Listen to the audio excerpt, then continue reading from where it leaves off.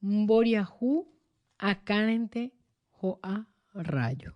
Sí, solamente por la cabeza o en la cabeza del pobre cae el rayo. Esta también es una frase muy, muy expresiva, ¿verdad? Porque sería algo así como todas las desgracias apuntan al pobre, ¿verdad? Que ya por su condición está expuesto a cualquier calamidad. Es vulnerable. Ya exactamente.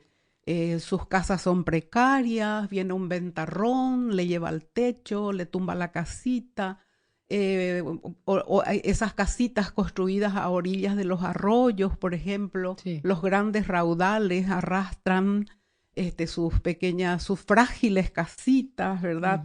Están más expuestos inclusive a contraer enfermedades, claro. Ya por su condición de su alimentación precaria, a lo mejor poco nutritiva, porque generalmente ya buscan solamente engañar el estómago, sí. Llenar el estómago sin pensar verdaderamente en nutrir su cuerpo, que es lo que nos defiende de las enfermedades, ¿verdad? Sí. Entonces es eso, ¿verdad? Que es el pobre pareciera ser que atrae todo lo malo, todas las desgracias recaen sobre esas personas.